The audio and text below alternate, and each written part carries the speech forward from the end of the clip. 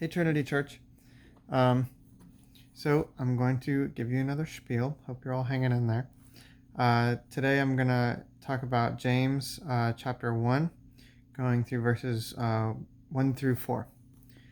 Uh, Count it all joy, my brothers, when you meet trials of various kinds, for you know that the testing of your faith produces steadfastness. And let steadfastness have its full effect, that you may be perfect and complete, lacking in nothing.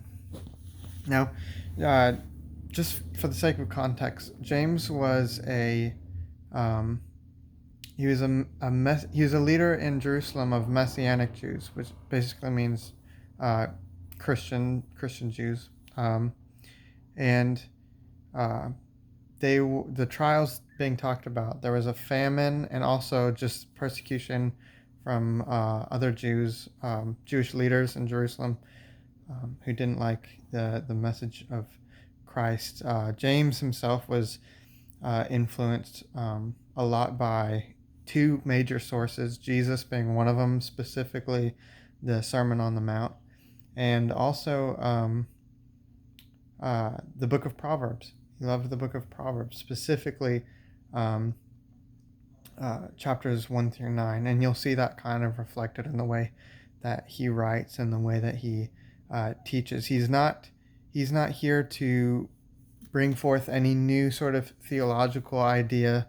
Um, he's here to get in people's business and just explain the right way to live, um, and to live knowledgeably with wisdom. That's why in the continuing verse it says, "If any of you lacks wisdom, let him ask God." Like right away, it's all about living wisely.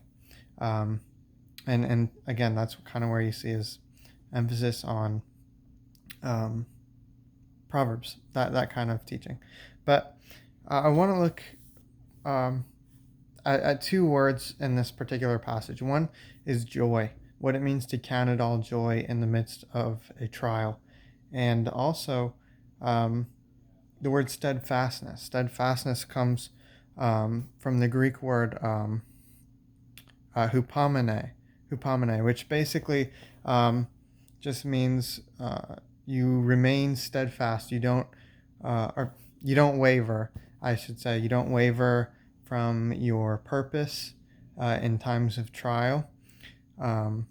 You remain loyal to your faith and a pious lifestyle despite tragedy. And that's one thing that I'm really wanting to talk about is really, really important that people see us as a light in this time, uh, for the same reason expressed here.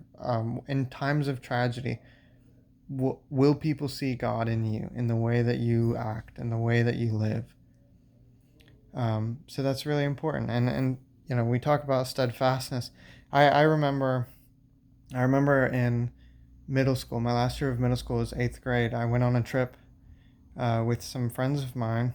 It was an overnight trip with the school, and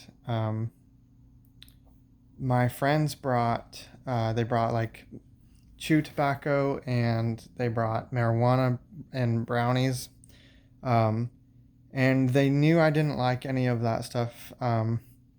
Mostly I just hung out with them uh, because they had a good sense of humor, and that meant a lot to me. Um, but yeah, they insisted on doing those things anyway, even though it could have gotten me in trouble. So while they did that, I remember I burrowed myself in the bathroom. I slept in the bathroom of a hotel that night, um, and I remained steadfast. I spent that night reading the works of Alfred Tennyson. I remember, which was a weird kick for me because he's more of a romantic poet. But anyway. Um, but I look back on the time when I was steadfast, and that means a lot to me now that I was like that growing up, and I didn't give in to situations like that. So later me kind of gets to pat myself on the back, like, wow, like that could have gone one of two ways. And I look at how my friends ended up. One of my friends, um, I, he completely changed going into high school. Not in a good way. It just got worse. And eventually he ended up committing suicide.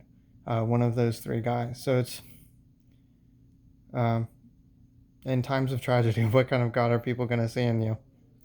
Um, and also in after the tragedy, are you going to be able to look back and see God in the way that you acted, or are you going to be um, ashamed of the former you? Um, anyway, so those are things to think about, and also to go back to the joy.